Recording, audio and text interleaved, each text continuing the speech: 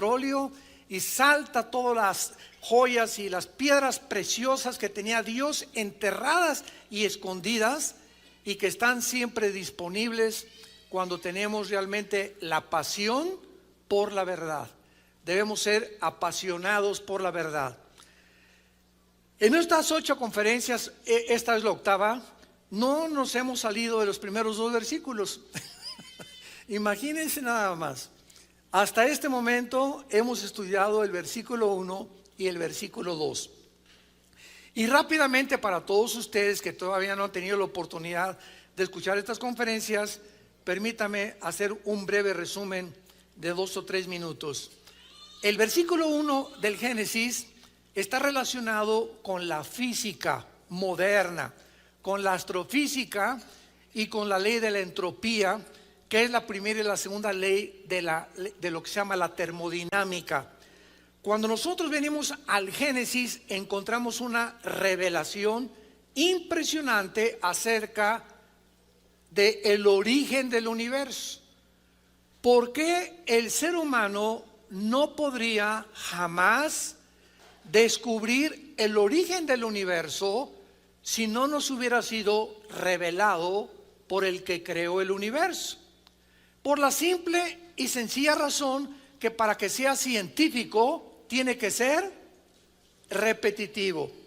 O sea, la ciencia o los científicos examinan el fenómeno y toman apuntes con todo lo que nuestros 5 sentidos pueden percibir. Lo que oímos, lo que vemos, lo que experimentamos. Y un científico tiene que demostrarlo después en un laboratorio, en tubos de ensayo, para que se acepte como algo que ya está comprobado por la ciencia o por el conocimiento de la observación. Pero la ciencia o los científicos jamás podrían descubrir cómo se originó el universo, porque nadie estuvo cuando el universo fue originado o cuando fue creado. Entonces los científicos, al poder comenzar a tratar de investigar algo que trasciende su capacidad de investigación científica, los científicos también inventan teorías.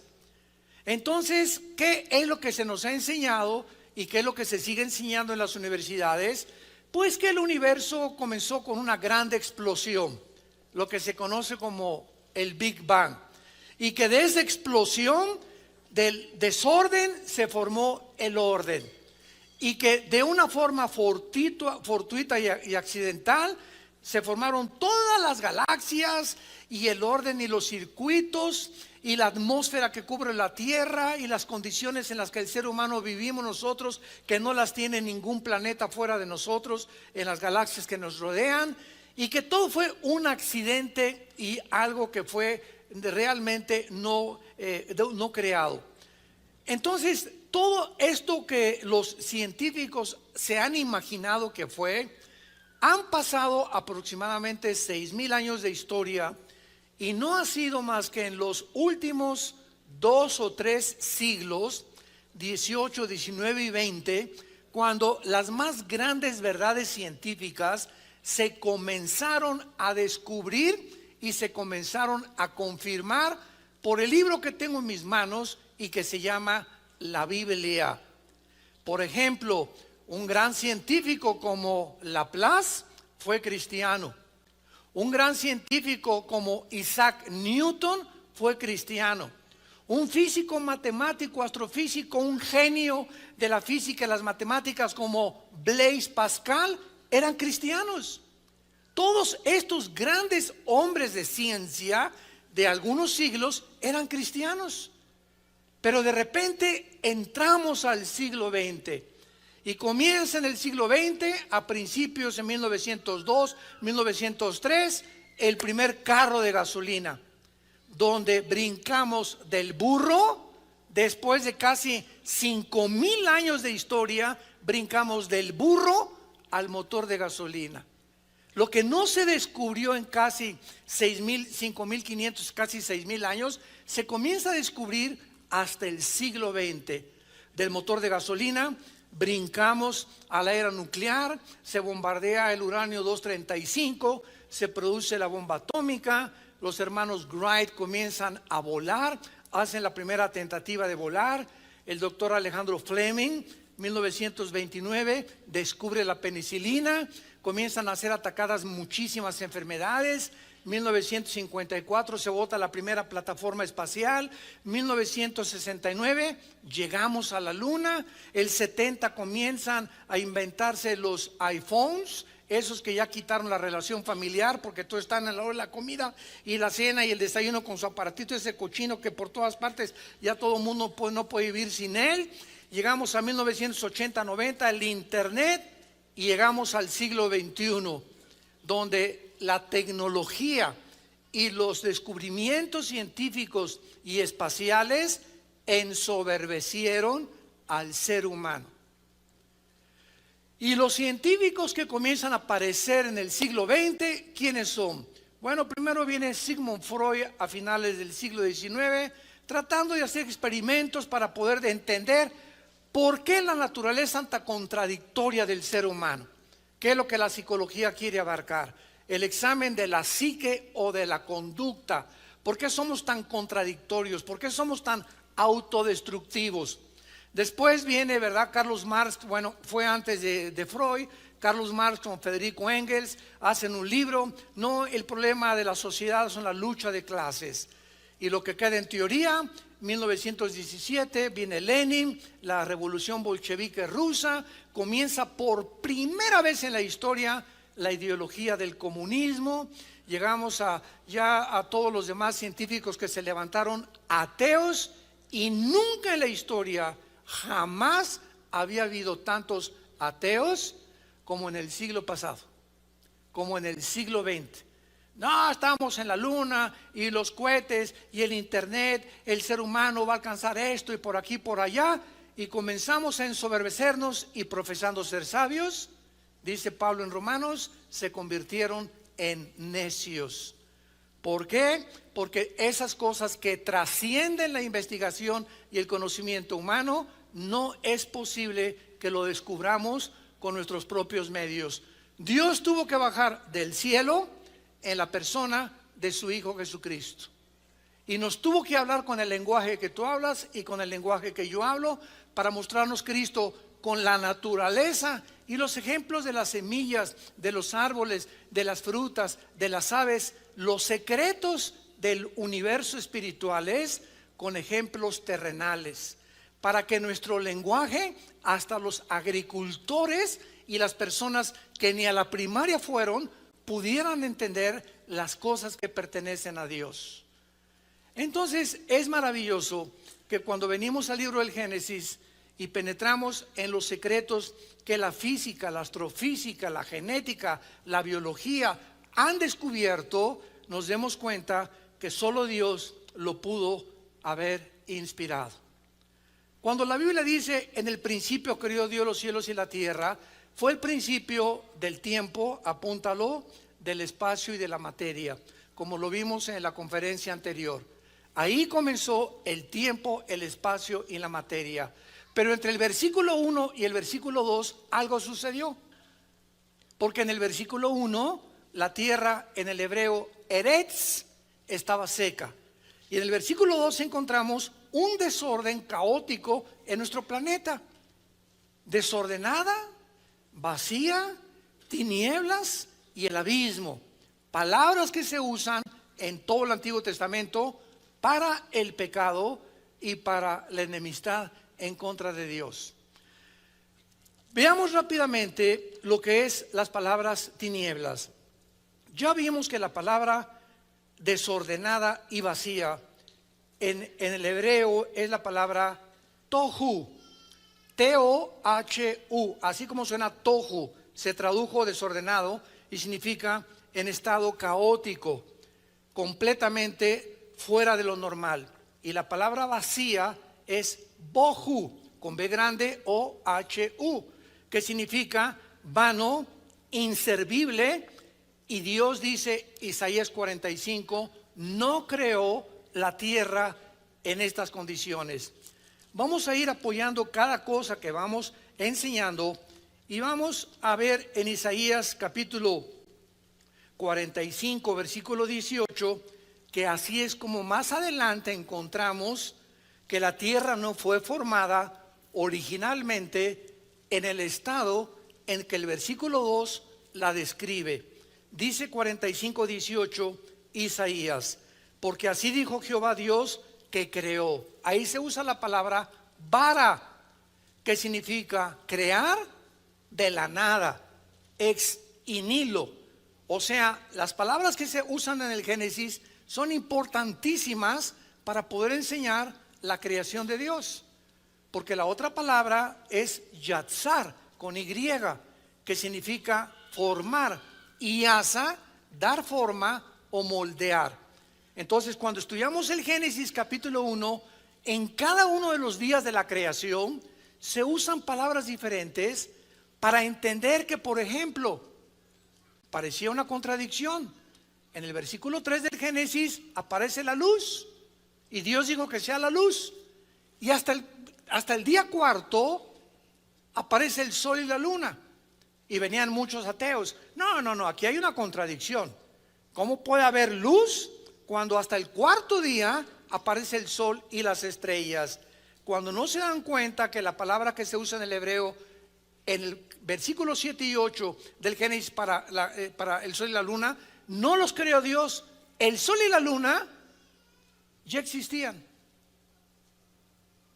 Estaban en la creación anterior a nosotros, como lo vamos a ver, cuando los ángeles habitaron este planeta antes que nosotros. Vamos a ver que Lucifer fue creado en este planeta antes que nosotros. Y vino una rebelión satánica, de la cual vamos a hablar después, tal vez en la conferencia 9 o 10, que hizo que el mundo entrara en un estado de juicio, donde la tierra tuvo que ser cubierta de agua. En el versículo 2, ya la tierra no está seca, ya no es eretz en el hebreo, tierra seca, sino que es una tierra desordenada, con abismo, con tinieblas. Y la pregunta es, ¿qué le pasó entre el versículo 1 y el versículo 2 a la tierra? Y entre el versículo 1 y el versículo 2 hay millones de años de intermedio o de paréntesis. Y este fenómeno, que entre un versículo y otro haya 2000, 3000, 1.000.000 de años de diferencia, se repite continuamente en toda la Biblia. Eso lo explicamos ya anteriormente. Isaías 45, 18: porque así dijo Jehová que creó, vara de la nada, los cielos. Él es Dios, el que formó ahí está la palabra yatzar, apúntalo. ¿Ven la importancia de traer la Biblia? O por lo menos en tu mano apúntatela si quieres ya. Ahí la palabra formar es yatzar. O sea, creó, Dios crea la tierra, y de la materia que ya existía, como un escultor, como un alfarero, le comienza Dios a formar. Que formó la tierra, el que la hizo y la compuso. Ahí compuso es asa. En este versículo se usan las tres palabras hebreas que se usan en todo el capítulo 1 del Génesis. En este solo versículo de Isaías 45, 18. La creó de la nada, la formó y la comenzó a moldear. Asa. Y dice así: no la creó tohu. La palabra que se usó en el versículo 2, no la creó en vano, ni tampoco para que fuese desordenada, para que fuese habitada la creó. Yo soy Jehová y no hay otro. Muy bien. Cuando todos ustedes estudien la teología, o a los estudiantes serios de la Biblia, van ustedes a descubrir que la Biblia contiene diferentes perspectivas, diferentes formas en las que muchos han interpretado un pasaje o un versículo. Por ejemplo, en el versículo 1 y 2 de la Biblia hay una corriente de teólogos que dicen que cuando dice la Biblia Dios creó los cielos y la tierra estaba desordenada, se refiere al principio de la creación del universo. Y eso no puede ser. No puede ser, en primer lugar, por las evidencias que estamos demostrando. ¿Cuál es? Que la tierra no fue creada desordenada y vacía. La tierra no fue creada en tinieblas. porque Dios es luz. Y la pregunta sería, ¿las tinieblas de dónde salieron? O sea, si las tinieblas ya estaban antes que la tierra fuera formada, es porque antes de nosotros las tinieblas aparecieron en la rebelión de Lucifer. Y la Biblia nos muestra en Job 38, en Proverbios capítulo 8, en el Salmo 104, de que la tierra fue fundada antes que nosotros y que tenemos que poder estudiar la Biblia y compararla con otros pasajes para no solamente del Génesis poder sacar conclusiones erróneas. Y la otra pregunta a nuestros hermanos que creen que no hubo una diferencia entre el versículo 1 y el versículo 2 es la siguiente: si esto está describiendo el origen de la creación original, ¿cuándo fueron creados los ángeles? Y la Biblia es clarísima que los ángeles fueron creados antes que nosotros, y veamos esta evidencia en el libro de Job capítulo 38. Dicen los versículos 4 al 7. Vean ustedes, santos de Dios, la importancia de poder unir todos los pasajes de la Biblia para no sacar y concluir de uno solo doctrinas que se convierten posteriormente en herejías. ¿Qué cosa es una herejía? Es una verdad llevada al extremo, o una verdad inflada desproporcionadamente por personas que no han tenido la paciencia de estudiar los demás pasajes de la Biblia para juntar las piezas de rompecabezas y tener ya el conjunto de piezas necesarias para poder emitir una doctrina bíblica 100%. Dice Job 38, de versículos 4 al 7. Recuerden algo antes de leer esto, que Job tiene la misma antigüedad del Génesis. El libro del Génesis y el libro del Job son los dos libros de la Biblia más antiguos que hay.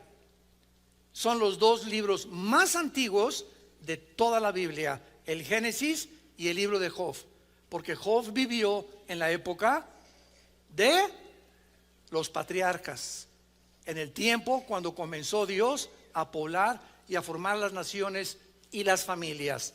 Dice así, le pregunta Dios a Job: a ver, Job, ven para acá, vengan los ateos, a ver, tú agnóstico y tú escéptico, cerebro de ostión y de pollo, hígado de chivo, ¿dónde estabas tú cuando yo fundaba la tierra? Esta pregunta es una pregunta profundísima. Job estaba atarantado, estaba confundido. ¿Por qué Dios me quitaste a mi familia? Me quitaste mis propiedades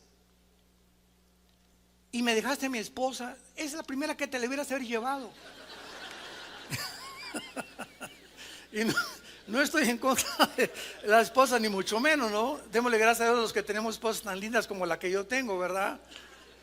Si no, duermo en el suelo en la noche.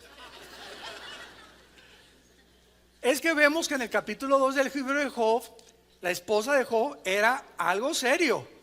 Le decían la tigresa de los patriarcas, porque le dice a Job: maldice a Dios y muérete.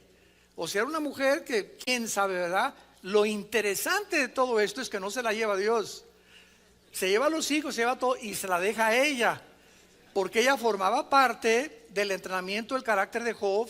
Y esta misma mujer que no se llevó a Dios, al final del libro de Job le da 7 hijos más y le duplica a Dios a Job todo lo que perdió, y le da a las mujeres más hermosas de toda la tierra en aquel tiempo. Dice la Biblia que Jenina y Karen, ¿verdad?, eran hermosísimas las mujeres, y es la misma esposa que Job necesitaba entender que muchas veces necesitan muchos de ustedes, hombres cabezones, para poder entender que muchas veces tu esposa, que te está atice y atice y atice, a veces está ayudando a desarrollar nuestra paciencia.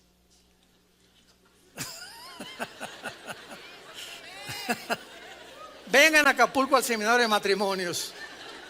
Ahí vamos a aprender muchas cosas, ¿verdad? O al revés también. A veces son a las pobres mujeres, ¿verdad? Que les tocan a hombres que dale y dale y duro y duro y duro. Y hermano, yo me quisiera casar con alguien que se pareciera a Rambo, hermano. Y bueno, ¿sabes qué, hermana? Te tocó ese y tienes que esperarte hasta que vamos a ver en los seminarios cómo es. De eso tratamos todos estos temas, que muchas veces usa Dios a nuestra pareja como un desatornillador o como un martillo, ¿verdad? Cuando le metes un escultor a una estatua y comienza, si la estatua puede decir ¡ay! En cada golpe que brinca un pedazo de piedra, hasta que se descubre la piedra que estaba escondida dentro de ese pedazo de piedra, y que a través del esculpión pudiera él realmente sacar lo que en su imaginación quería sacar. Y es interesante que la palabra carácter esté relacionado con la escultura de estatuas. Increíble, porque es lo que forma el carácter, los golpes que nos da la vida. Bueno, nos lo tenemos ahí. Vengan al seminario de Acapulco. ¿Dónde estabas tú cuando Dios fundaba la tierra? ¿Qué contestaríamos? En primer lugar, no habíamos nacido. Si no habíamos nacido, ok. Si tú no habías nacido y no entiendes las leyes con las cuales yo hice el universo, las leyes de la gravitación, de las fuerzas termonucleares y las leyes de la termodinámica, ¿quieres entender ahorita por qué te pasa lo que te pasa en la vida? No, ¿verdad? O sea, Job estaba en un conflicto moral. ¿Por qué permite Dios el sufrimiento a hombres justos como yo? Esa es la tesis que se mantiene en todo el libro de Job. Y no es hasta los últimos libros, capítulos, comenzando con el capítulo 38, 40, 41 y 42 de Job, donde encontramos que Dios le revela el universo a Job, le revela a los animales, le revela la creación. Y cuando Job se da cuenta que ni siquiera somos capaces de entender cómo puedo ahorita prender la televisión en mi casa, y lo que está pasando en Jerusalén viaja por ondas, ¿verdad? Y por fibras ópticas, por la electricidad y por los medios tecnológicos de comunicación. Y en ese aparatito de la televisión veo figuras y personas que están allá, pero también están en mi televisión. Yo no he entendido tampoco ahorita al llegar a mi casa que nomás le pellizco la pared y aparece la luz, como decía Cantinflas. Nomás le pellizco ahí la pared y aparece la luz. De repente, pum, todo se ilumina. Yo sé que pues por las redes eléctricas y lo que quieras, pero no puedo llegar a comprender cómo puede funcionar todas esas cosas. Si eso no lo podemos entender, o traigo mi GPS, ¿cómo es posible que satélites me estén diciendo vuelta en el Ángel de la Independencia a la derecha, y adelante hay un accidente, y al mismo tiempo hay 100,000 personas que se le están enviando mensajes diferentes al mío, manejando en otras partes de la Ciudad de México? No lo entiendo. Impresionante. Nos vuela las tapas de los sesos. Si eso no lo entendemos, queremos entender los caminos y los pensamientos de Dios, que son más altos que los nuestros. ¿A dónde nos quiere llevar Dios, santos de Dios? Nos quiere colocar Dios en la palabra más grande de la Biblia, que se llama humildad. Si no hay humildad en nuestras vidas, que es el reconocimiento que no sabemos lo que debemos de saber como lo debemos de saber, y que somos criaturas finitas, limitadas, con tinieblas que han invadido por el pecado nuestra mente, mientras no mantengamos esa actitud y virtud de la humildad, Dios no nos puede enseñar nada. Dios resiste, Santiago 4, a los soberbios. Dios le da gracia a los humildes, y esa gracia la necesitamos para poder conocer a Dios. ¿Dónde estabas cuando fundaba el mundo? Yo no chepo de haber contestado Job. Vea lo que dice más adelante: házmelo saber si tienes inteligencia. O sea, la inteligencia no nos serviría tampoco para descubrir el origen del universo. Por más inteligente que fue Alberto Einstein, por más inteligente que se acaba de morir el sucesor de Einstein, Stephen Hawking, el astrofísico que murió en Inglaterra, dime el astrofísico, físico Blaise Pascal, Galileo Galilei, el Laplace, el que tú me quieras mencionar, Luis Pasteur, ninguno ha podido descifrar y entender, ni jamás lo hará, el origen del universo. ¿Por qué? Porque para que sea científico tiene que ser repetitivo. Y nadie estuvo cuando Dios formó el universo. Entonces los científicos también inventan, filosofan, hipotetizan, dicen teorías, por eso se llama teoría, que no está comprobado, es simplemente una tesis que puede o no puede ser verdad. Hasta que no se comprueba a través de la demostración de un tubo de ensayo en un laboratorio, no puede la famosa teoría de la evolución demostrar que venimos de chita, ni que venimos de los animales. Fanfarronadas, tonterías, la soberbia de científicos que quieren saberlo todo y se endiosan inventando cosas que la misma ciencia ha contradecido. ¿Dónde estabas cuando fundaba la tierra? Házmelo saber si tienes inteligencia.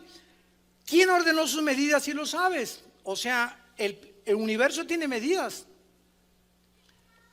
¿Ustedes creen que cuando el planeta Tierra fue formado, Dios dijo, ¿qué era la Tierra? ¡Pum!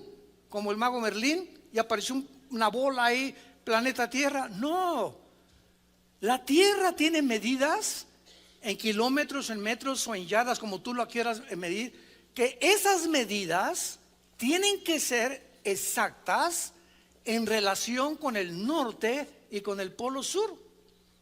Y esas medidas de la Tierra de oriente a occidente, de norte a sur, tienen que estar relacionadas con la inclinación de la esfera de la Tierra sobre 23 grados y medio de su eje.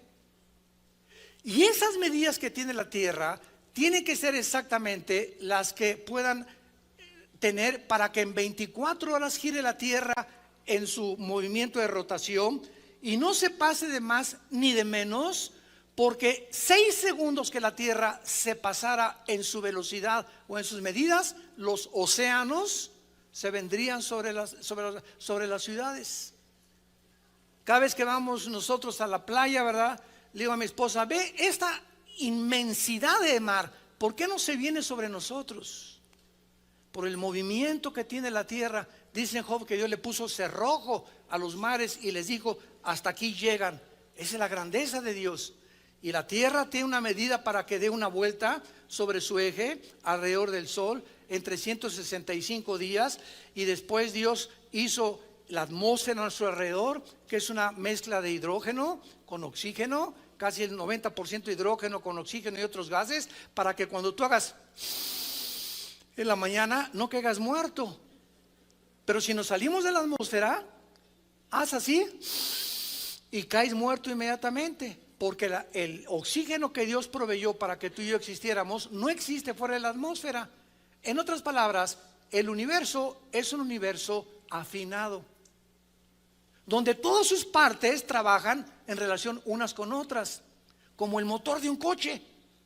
El motor de un coche tiene motor de gasolina, pistones, bujías, bomba de gasolina y una batería. Las baterías parecen lo más insignificante, pero un alambrito de la batería de tu carro desconectado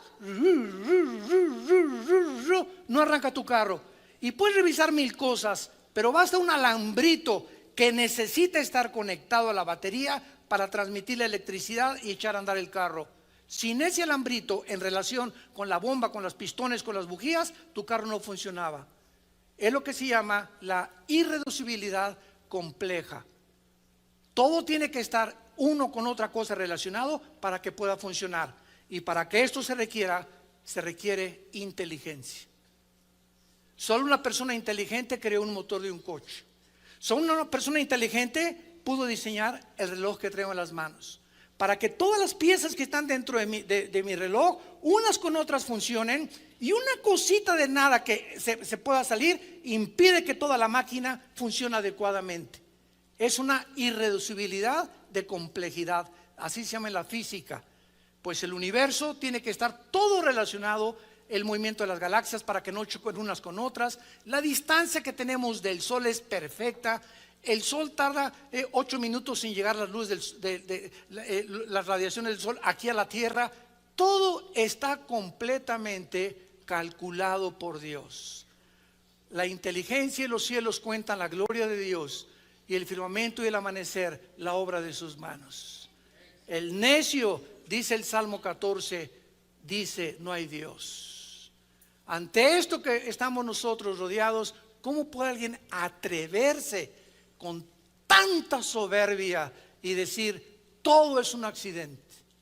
Imagínense nada más cuando está violando la primera y la segunda ley de la termodinámica. Dime si tú sabes quién tiene las medidas, y lo que nos interesa es el versículo 6 y 7. En estas preguntas a Job, la tercera es: ¿sobre qué están fundadas sus bases? O sea, ¿por qué la tierra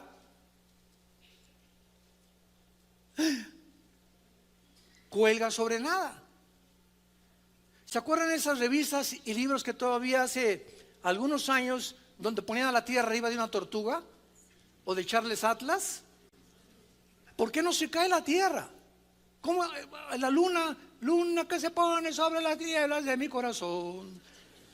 Y le hacemos canciones a la luna. ¿Y por qué la luna no se cae? O sea, ¿qué es lo que está en el espacio? Que esos cuerpos celestes se mantengan con velocidades perfectamente bien calculadas, que no choquen un cuerpo contra otro, etcétera, etcétera. Y es lo que le pregunta a Dios a Job: ¿sobre qué está fundada, o qué es lo que hace para que la tierra flote en el espacio, se traslade alrededor del sol y pueda hacer lo perfecto para que exista la vida de los seres humanos? Algo que se saliera fuera del orden del universo, tú y yo no podríamos existir. Y ninguna de estas leyes existe en la luna, ni en Marte, ni en Venus, ni en Plutón, ni en Júpiter. Todo fue diseñado por el Dios, donde Dios nos colocó para que aquí en este mundo le conociéramos, le admiráramos y le adoráramos por la grandeza de su creación. Y esta es la pregunta final. Y dice la Biblia que cuando Dios hacía todo eso, ordenó la tierra, le extendió cordel, la puso como flotando en el espacio. Dice el versículo 7 que cuando Él hacía todas estas cosas, alababan las estrellas del alba y se regocijaban los Ben Elohim, que en el hebreo se tradujo los hijos de Dios. O sea, cuando tú y yo no estábamos ni habíamos nacido, los hijos de Dios, que en el Antiguo Testamento es la frase usada para los ángeles de Dios, ellos estaban vivos. Y nos los corrobora Ezequiel capítulo 28, Isaías 14 del 12 al 14. Cuando Dios crea a Lucifer, aquí en la tierra, donde Dios puso a Adán y Eva, ahí creó a Lucifer antes que nosotros. Los ángeles ocupaban este mundo antes que tú y yo existiéramos. Y estos ángeles tuvieron una rebelión contra Dios, y Dios sumió nuestro planeta en un juicio universal, donde las tinieblas cubrieron la tierra, versículo 2 del Génesis. La tierra se cubrió de agua, o sea, Dios inundó la tierra con agua. Y así no fue como la creó originalmente. Regresamos al Génesis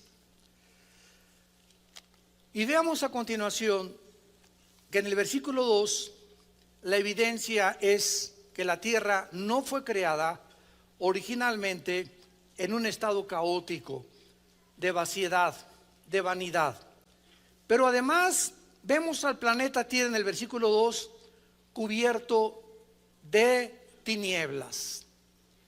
Y aquí vamos a profundizar esto. Dios habita la eternidad, ¿ok? En la eternidad no hay tiempo. En la eternidad no hay espacio.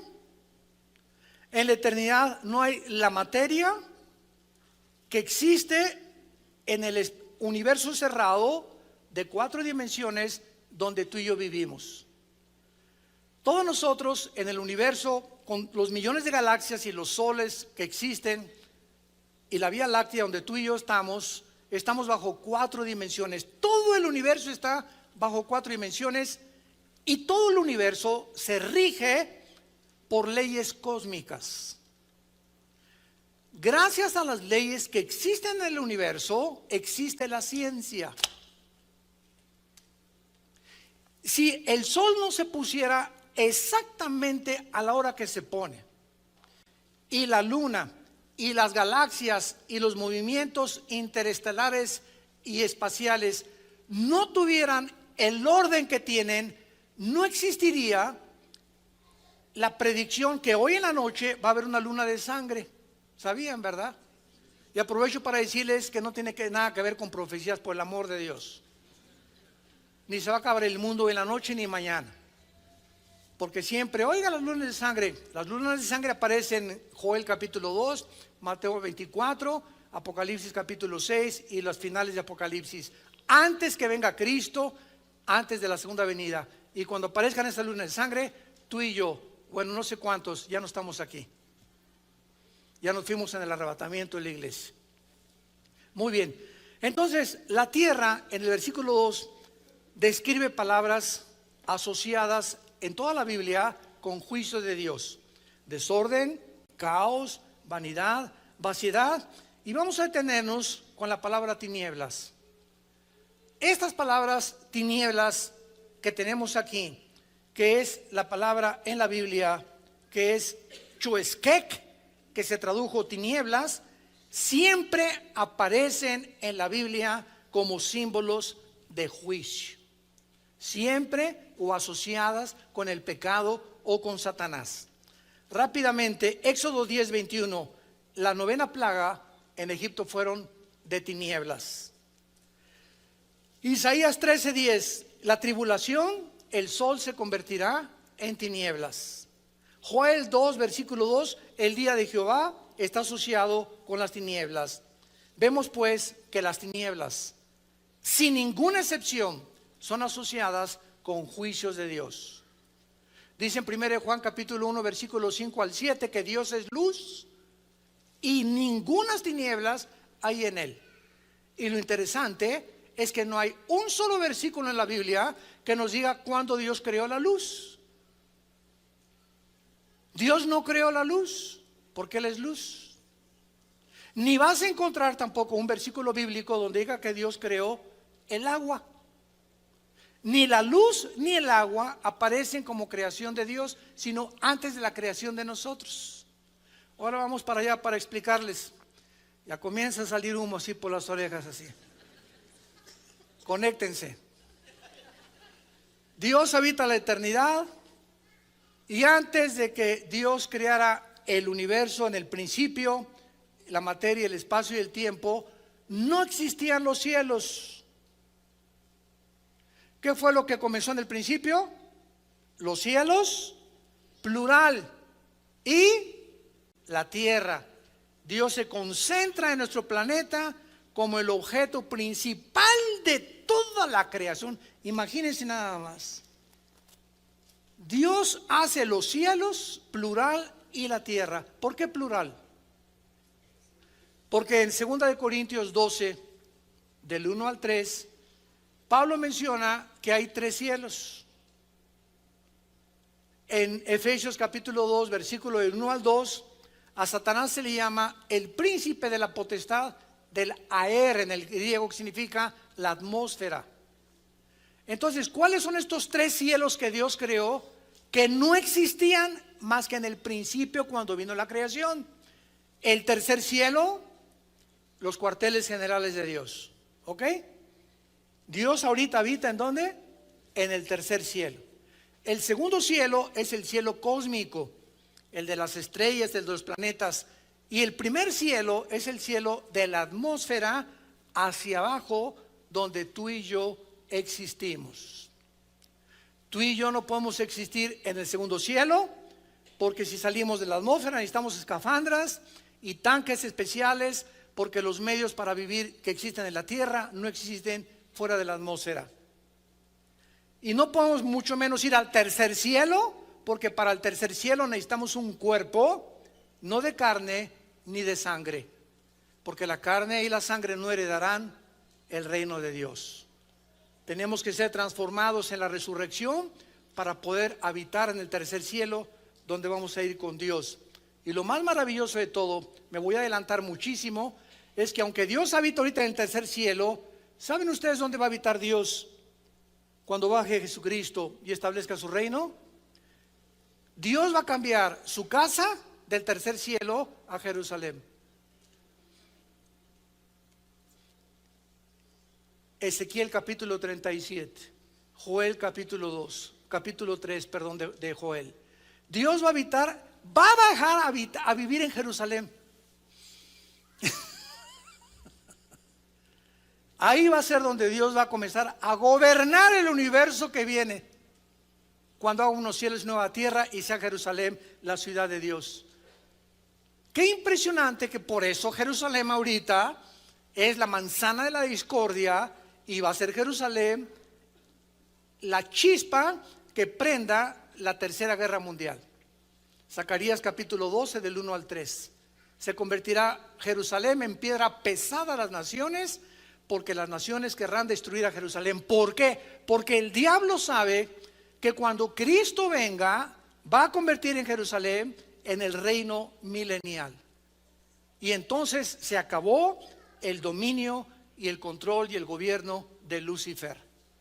Y por eso él está haciendo todo lo posible por destruir, y los quiso destruir y los sigue queriendo destruir a los que están habitando en Jerusalén, la ciudad que Dios ha establecido y escogido como la capital eterna de su reinado. Ahora entendemos por qué Jerusalén es el centro de la manzana de la discordia de la historia de Dios. Muy bien.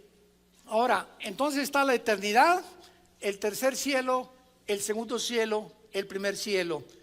Dios de la eternidad, cuando crea los tres cielos, se baja al tercer cielo, y ahí establece, mientras dura el tiempo, sus cuarteles generales. Cuando fue sacado Juan de su cuerpo para escribir el Apocalipsis, lo subió Dios al tercer cielo, no en su cuerpo, porque carne y sangre no pueden heredar el reino de Dios.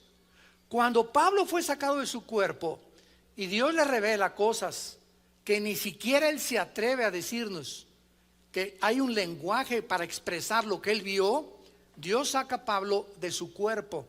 2 Corintios capítulo 12.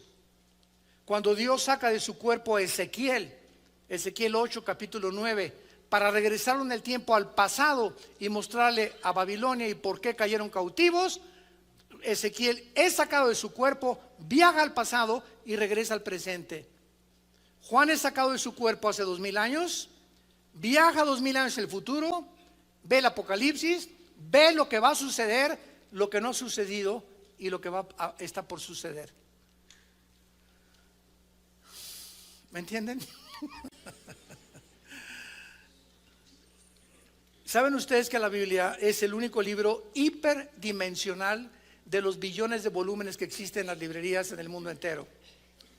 O sea, lo que descubrió Einstein en 1942, o más bien lo postuló como algo científico, la teoría E igual a mc al cuadrado, la energía es igual a la masa por la velocidad al cuadrado de la velocidad de la luz al cuadrado. Descubre Einstein lo que se llamó la teoría de la relatividad, que el tiempo es relativo y que no existe, es una medida nada más. Y cuando venimos a la Biblia encontramos que el tiempo no existe en la Biblia. ¿Por qué? Porque el pasado, el presente y el futuro, el pasado está unido con el presente con el pasado con el futuro. Lo que Juan vio hace 2000 años en el Apocalipsis va a suceder, pero Juan viajó 2000 años y vio lo que hace 2000 años no había sucedido, lo que ahorita no está por suceder y lo que está por suceder ya sucedió y va a otra vez suceder. Y esto no es idioma de cantitas. Lo que ya fue, es y no será. Eso parece un trabalenguas, ¿verdad? Pero esto es impresionante porque eso demuestra lo que la ciencia, cientos de siglos después, el mismo Einstein descubre que el tiempo es relativo, que no existe el tiempo realmente, es solamente una medida. Si nosotros vamos a la luna y tú te vas de 40 años de edad y tu esposa tiene aquí 40 años de edad, la misma edad, y allá pasan 5 años y regresa tu esposo de la luna, tú tienes 60 y va a tener 50, va a estar 10 años más de que ya no se va a querer casar contigo. ¿Por qué? Porque en el espacio, fuera de la atmósfera, el tiempo pasa más despacio que lo que pasa aquí en la Tierra, por la velocidad que tienen los planetas alrededor del Sol.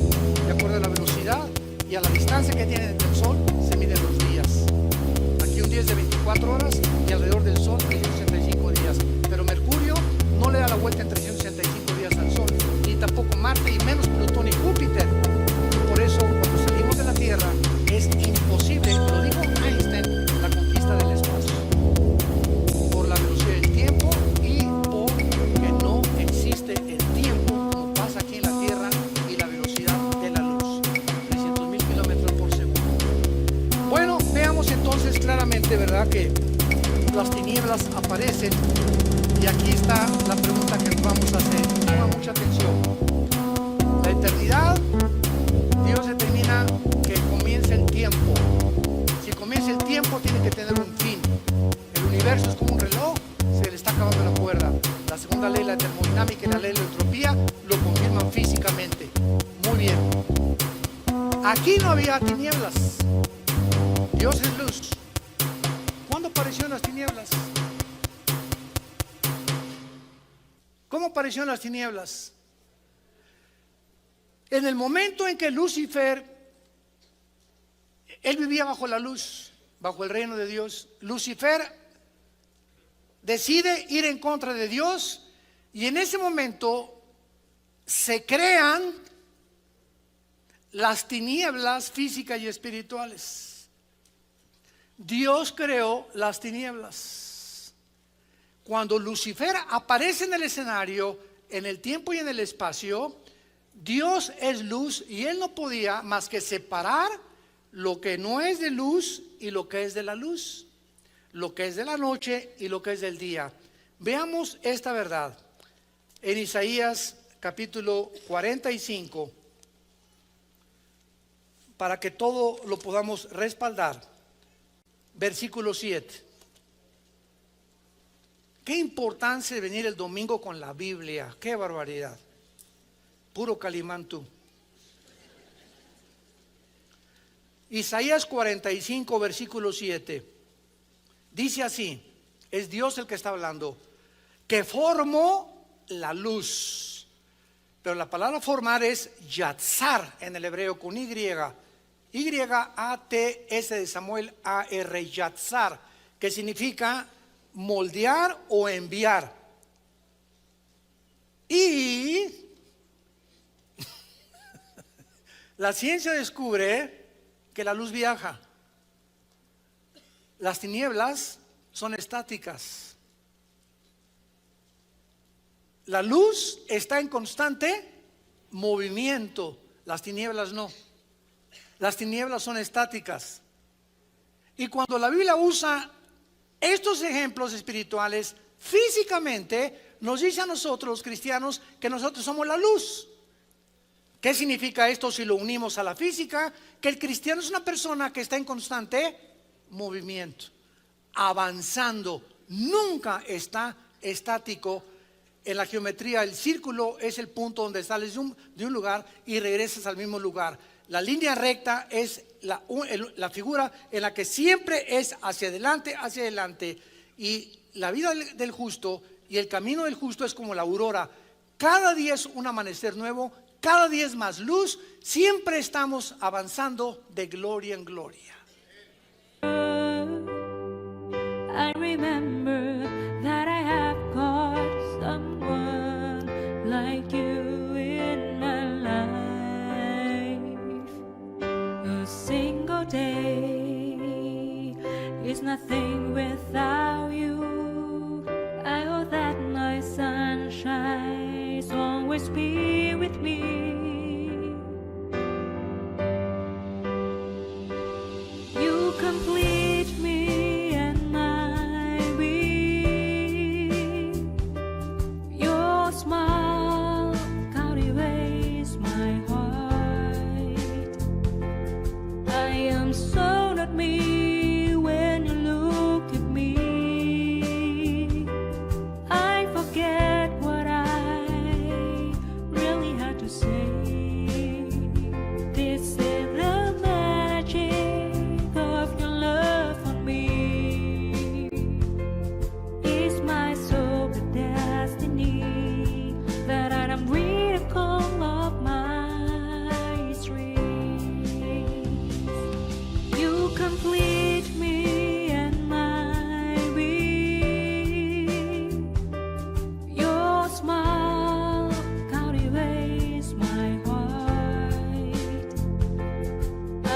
seems so not me when you look at me. I forget what I really had to say. This is the magic. Qué maravillosa es la vida del cristiano.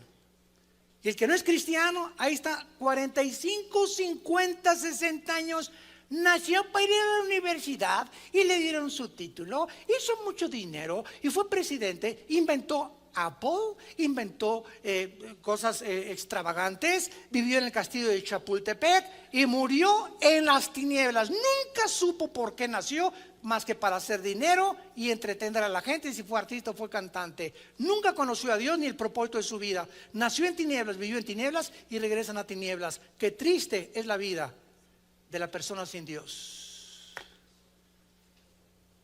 ¿De qué te sirve ganar el mundo si pierdes tu alma?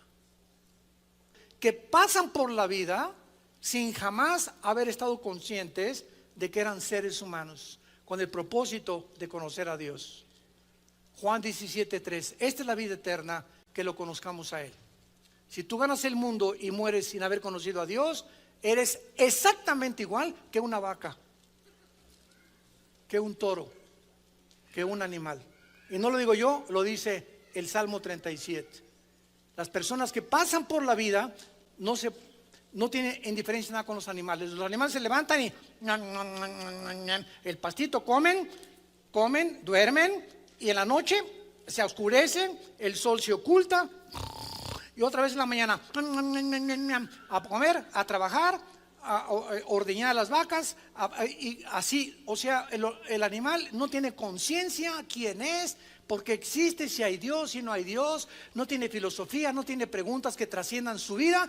Y así dice la Biblia, son los seres humanos que pasan por esta vida y lo único que viven es para hacer dinero, para sobrevivir, para ganar la popularidad, para entretener a la gente, y nunca tuvieron en su corazón la conciencia de la existencia, y cuando mueran, quién sabe cuál será su destino en la eternidad. Dios forma la luz, versículo 7, Isaías 45, y creó las tinieblas. Y creó las tinieblas, y la palabra crear aquí, apúntalo, es bara, con B, que es se usa nada más 3 veces en Génesis capítulo 1. 3 veces cuando Dios, en el principio Dios creó, es bara. De la nada, dice Hebreos 11:3, de lo que no existía, Dios dijo y apareció el universo. No fue una explosión ni el Big Bang, apareció todo en un orden perfecto. Bara lo usa con la creación animal y lo usa con nosotros los seres humanos. En todo lo demás Dios usa la materia que Él creó para formarla, pero lo que creó de la nada es lo que Dios quiere que entendamos. Las tinieblas no existían, Dios las creó de la nada. Que hago la luz y la paz y creo la adversidad. Otra vez la palabra bara, crear de la nada. La adversidad, el pecado no existían antes de la creación del universo, porque Dios es luz. Yo, Jehová, soy el que hago todo esto. ¿Ven ustedes la profundidad de la palabra de Dios, santos de Dios? Qué maravilloso es que podamos encontrar todo esto. En las próximas clases les recomiendo las 7 conferencias anteriores, donde pasamos bastante tiempo examinando en la física, en la astrofísica, en la biología, en la genética, el versículo 1 y el versículo 2 del Génesis, al cual pasaremos en la 9ª conferencia la próxima vez que Dios nos dé vida, y que podamos continuar todos nosotros siendo apasionados por la verdad, ardientes estudiando las Escrituras y amando a Dios con todo nuestro corazón, con toda nuestra alma y con todas nuestras fuerzas. Te damos gracias, Señor, por tu palabra en esta tarde.